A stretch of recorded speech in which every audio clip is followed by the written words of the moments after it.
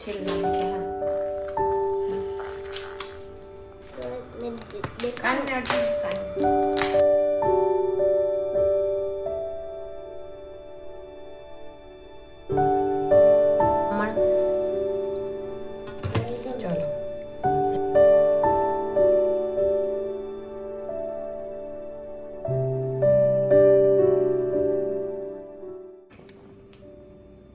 આજે પ્રહાન છે ને જ્યુસ પીવે છે એ એનાથી ન છીલાય તું લે ને કાઢ હાલ એના ફોતરા કાઢી દે. ચાલો પ્રહાને છે ને ત્યારે ભૂટ્ટો ખાવો જ શેકેલો. હા અહીંથી કાઢવાનું અહીંથી અહીંયા કચરો ભેગો કર. હા બનાવો પ્રહાન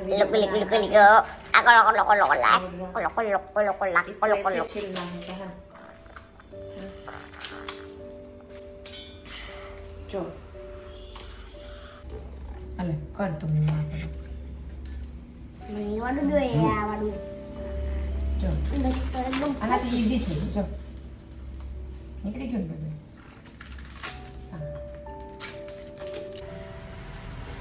હેલો નમસ્તે ફ્રેન્ડ, સ્વાગત કરું છું ફરીથી બધાનો એક નવા વિડીયોમાં. તો આજે શરૂઆત સાંજના ટાઈમથી કરી છે આજે વિડીયોમાં, અને સવારથી થોડા બિઝી હતા કામમાં, કેમ કે આજે માસી હજી આજનો દિવસ પણ નથી ને એટલા માટે. અને પછી બપોરે ગેસ્ટ આવ્યા હતા તો એ બધા ગયા. એટલે આજે સુવાનું પણ નથી, ચા તો પી લીધી અને પ્રહાનને ખાવી છે ભૂટ્ટો શેકેલો. એટલે હવે એ ગરમ ગરમ એને આપી દઉં, પછી થશે સ્કેટિંગમાં જવાનો ટાઈમ. તો ચાલો ફ્રેન્ડ્સ, વિડીયોમાં બને રહેજો. વિડીયો ગમે તો વિડીયોને લાઈક કરજો, શેર કરજો. ચેનલ પર નવા હોય તો ચેનલને જરૂરથી સબસ્ક્રાઈબ કરજો. અને ઘણા બધા લોકોની હોમ ટૂરના વિડીયોમાં બહુ જ સારી કમેન્ટ્સ આવે છે, એના માટે થેન્ક યુ સો મચ. બધાની કમેન્ટના હું અત્યારે આન્સર આપીશ આજે.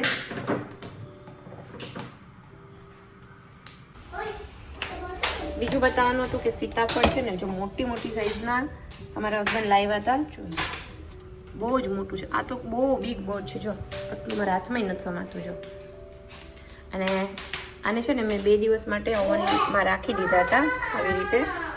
તો બહુ જ મસ્ત પાકી ગયા છે. અને આને કંઈક થયું. શું થયું ભાઈ?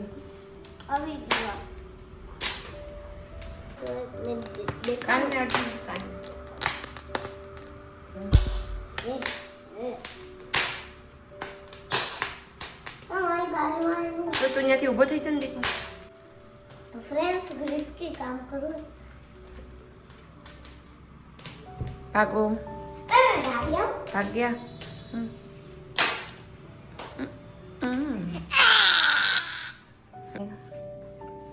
જો એ ગયું. સીતાફળ ખાઈએ.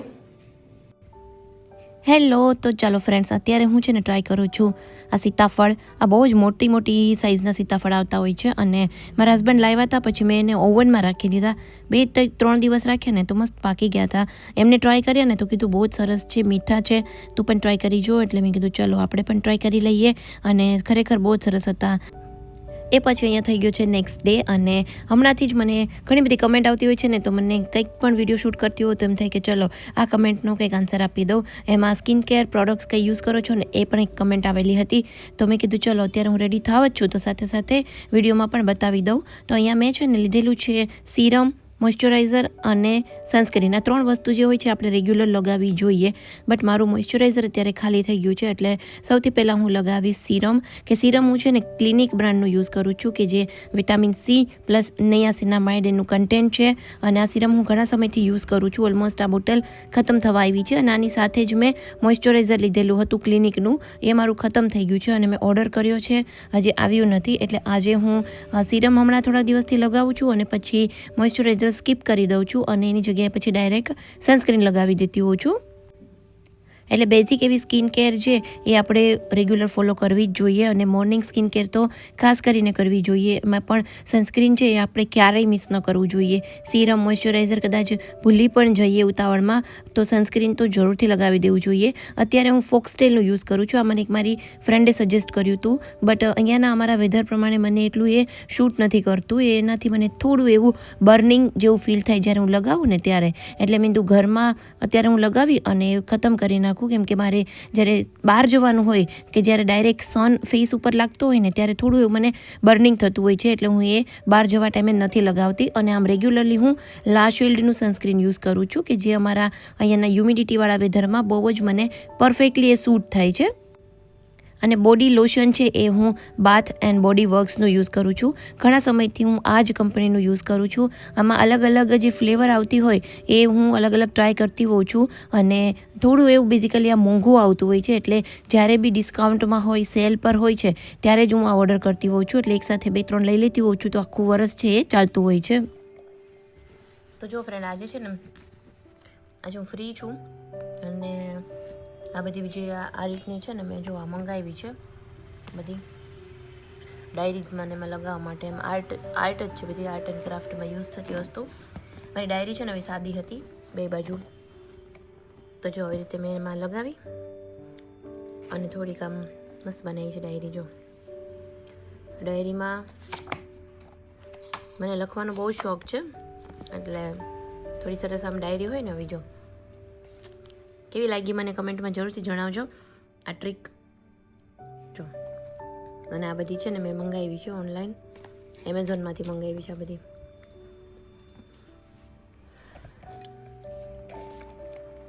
સો ચાલો ફ્રેન્ડ્સ, હવે છે ને આજે માસી આવી ગયા છે એટલે મારે કામની તો ચિંતા નથી. અને અહીંયા જો આવી ગયું છે બધું કરિયાણું. આ બધું જ રિલાયન્સમાંથી મંગાવ્યું છે. આ બે ખાંડ, મમરા અને આમાં બધું બાકી બધી વસ્તુ. હમણાં તો ઘણા સમયથી કંઈ ગ્રોસરીઝ નહોતી મંગાવતી, તો બધું આવી ગયું છે. અને આમાં મંગાવ્યા છે આજે અમે અલગ અલગ એક્સપેરિમેન્ટ કરવા માટે ખમણ ઢોકળા ને બધી વસ્તુ. તો ચાલો ફટાફટ. અત્યારે છે ને બ્રંચ ટાઈમ છે. અત્યારે છે ને નથી લંચ ટાઈમ, નથી બ્રેકફાસ્ટ ટાઈમ, બ્રંચ ટાઈમ છે. અને આજે મારા હસબન્ડને જમવાનું નથી, એટલે અમે લોકો સાવ ફ્રી છીએ.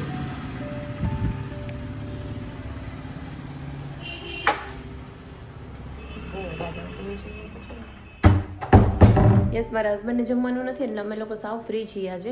એટલે પ્રહાન પણ હમણાં છે ને માસી સાથે જવાનો છે એના ફ્રેન્ડના ઘરે, તો હું પણ પછી ફ્રી થઈ જઈશ. એટલે મેં કીધું કે એને થોડું આ બધું ખવડાવી દઉં, એને હાંડવો ભાવતો હોય છે એટલા માટે.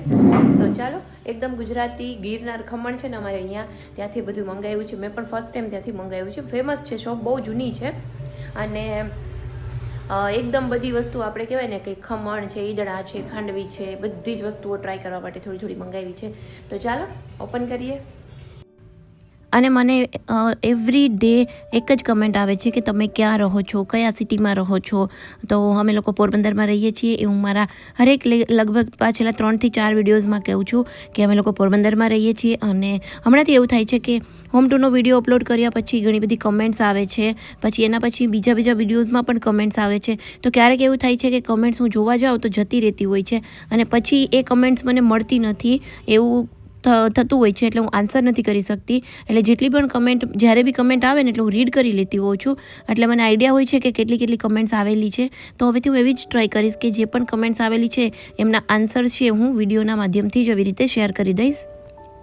અને એક લાસ્ટ કમેન્ટ હમણાં આવેલી હતી કે તમે કઈ ડેટનો વિડીયો શૂટ કરેલો છે ને એ પણ વિડીયોઝમાં જણાવજો. તો મારે એવું થઈ છે કે મારા જે વિડીયોઝ છે ને એ 2 દિવસના મિક્સ હોય છે, 2 ક્લિપ્સ. એટલે હું આમ એક્ઝેક્ટલી ન કહી શકું કે આ ડેનો આ વિડીયો છે, એટલા માટે હું ડેટ શેર નથી કરતી. અને આમ પણ હું હજી એટલી કન્ટિન્યુ રેગ્યુલર નથી થઈ શકતી કે ડેઇલીના વિડીયોઝ અપલોડ કરી શકું. એક વખત મને થોડી કન્ટિન્યુટી જોઈએ છે કે હું ડેઇલી વિડીયોઝ અપલોડ કરી શકું ને પછી હું એક ડેટ છે એ જણાવી શકું.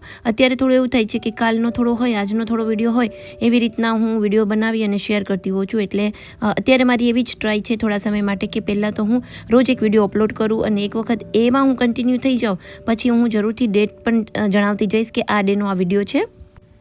અને મારે એક ઘણા સમયથી એ પણ ક્વેશ્ચન કરવો હતો કે કયા ટાઈમ પર વિડીયો અપલોડ કરવાનું વધારે લોકોને પ્રિફર આવતું હોય છે. મને મારી બહેનને એ લોકો એમ કહેતા હોય છે કે તું મોર્નિંગમાં વિડીયો અપલોડ કર 8 વાગે. અને ઘણા લોકો એવું કહેતા હોય છે કે બપોરના ટાઈમે વિડીયો અપલોડ કર, કેમ કે મેજોરિટી મારી જે ઓડિયન્સ હોય છે એ બધી ફિમેલ્સ હોય છે, લેડીઝ હોય છે, અને એ લોકો બપોરના ટાઈમ પર જ્યારે કામ કરીને ફ્રી થતા હોય ત્યારે વિડીયોઝ જોતા હોય છે. બટ સમહાવ અત્યારે મારું ટાઈમ શેડ્યુલ એવું છે કે મારા બધા વિડીયોઝ છે હું મોસ્ટલી ઇવનિંગમાં શેર કરતી હોઉં છું. તો મને વિડીયોઝને કમેન્ટમાં જરૂરથી જણાવજો કે કયો ટાઈમ છે એ બધાને વધારે કમ્ફર્ટેબલ આવશે, તો હું એ ટાઈમે વિડીયો અપલોડ કરવાની કોશિશ કરીશ. જેટલી જાજી સેમ કમેન્ટ હશે ને ટાઈમિંગ માટે, એ ટાઈમિંગ્સ હું થોડું પ્રિફર કરીશ. અને બસ જો આજે મેં બધું થોડું જે ઘટતું કરિયાણું હતું એ રિલાયન્સમાંથી મંગાવ્યું હતું, તો એ બધું જ ફટાફટ અત્યારે હું પેલું કરી દઉં છું, કેમ કે રાખી મૂકવાનો જ કોઈ મતલબ નથી. આજે મારે કંઈ કામ નથી, ફ્રી છું, તો મેં કીધું ચલો આજે બધું આવ્યું છે તો તરત જ એને બધું ગોઠવી દઈએ. તો અહીંયા ખાંડ પણ મંગાવી લીધી છે. એકસાથે હું 5 કિલો જ ખાંડ લેતી હોઉં છું. અને એ પછી એવું થયું કે બાય 1 ગેટ 1 ફ્રી હતા. પાસ્તાનું મેં એક જ પેકેટ મંગાવ્યું હતું, બટ એકસાથે એક ફ્રી હતું તો 2 આવી ગયા. અને બાકી બધું જે પણ ગ્રોસરીઝ હતી એ નાની મોટી ખતમ થવા આવી હતી, તો એને ડાયરેક્ટ જ હું ડબ્બામાં આવી રીતે ભરી લેતી હોઉં છું. આ જે ડબ્બાઓ છે એ હું પ્લાસ્ટિકના છે ડબ્બા, અને સેલો કંપનીના છે. ઘણા સમયથી, ઘણા વર્ષોથી હું આ ડબ્બા યુઝ કરું છું. આ જે પ્લાસ્ટિક છે એ બહુ સારી ક્વોલિટીનું હોય છે અને BPA ફ્રી પ્લાસ્ટિક હોય છે. તો અને ફૂડ ગ્રેડ પેલું હોય છે કરેલું, એટલે આમાં આપણે ખાવા પીવાની કોઈ પણ વસ્તુઓ રાખીએ તો એની કોઈ જ હેલ્થ ઉપર ઇફેક્ટ નથી આવતી હોતી, એટલે ઇઝીલી આપણે એને સેફલી યુઝ કરી શકતા હોઈએ છીએ. તો બહુ જ સારી ક્વોલિટીના ડબ્બા હોય છે અને સ્ટોકેબલ છે. એકની ઉપર આપણે એક ડબ્બો છે ને એ ખાનામાં રાખી શકીએ, એટલા માટે મેં આ ડબ્બાને સિલેક્ટ કર્યા હતા. અને બહુ જ સારી રીતે આ ચાલે પણ છે. આનું પ્લાસ્ટિક મટીરિયલ છે એ હું લગભગ 6-1 વર્ષથી યુઝ કરું છું આ ડબ્બા.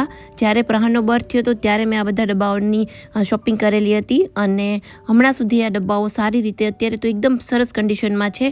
નવા ઘરે આવ્યા પછી થોડા ડબ્બાઓ મને ઘટ્યા હતા, તો મેં સેમ જ કંપનીના સેમ જ લાગતા ડબ્બાઓ પાછા ખરીદ્યા હતા. તો જેટલું પણ કરિયાણું ખતમ થવા આવ્યું હતું એ બધું જ ભરી લીધું છે. અને કિચનમાં આવાળો જે મારો જે મોટો જે ડ્રોવર છે ને, એ મેં આ ડબ્બાઓના સાઇઝને અકોર્ડિંગ જ બનાવ્યું હતું કે આ બધા મારા જે ડબ્બાઓ છે એ પ્રોપર એમાં બધી જ ગ્રોસરીઓ છે એ સેટ કરી શકું. એટલા માટે મારા કિચનમાં છે ને સ્ટોર રૂમ નથી, એટલે સ્ટોર રૂમ નથી એના લીધે ઘણી બધી વસ્તુઓ રાખવાની આપણે ઘણી અગવડતાઓ પણ પડતી હોય છે. બટ જેટલી પણ વસ્તુઓ હું યુઝ કરું છું અને જે બી મારી રિક્વાયરમેન્ટની હતી એ વસ્તુઓના માપ સાઇઝ પ્રમાણે જ મેં બધા ખાનાઓ કરાવેલા છે, થાળીઓના માપ પ્રમાણે ડ્રોવર્સ કરાવેલા છે. એવી રીતે ઘણા બધા ચેન્જીસ આપણે મારી રીતના મેં કસ્ટમાઇઝ કરાવેલા છે. સો બસ ચાલો ફ્રેન્ડ્સ, આ વિડીયોને આપણે અહીંયા જ એન્ડ કરીએ. વિડીયો ગમ્યો હોય તો વિડીયોને લાઇક, શેર અને ચેનલ સબસ્ક્રાઈબ જરૂરથી કરજો. જલ્દીથી મળીશું એક નવા વિડીયોમાં. ત્યાં સુધી આવજો. Bye bye, take care.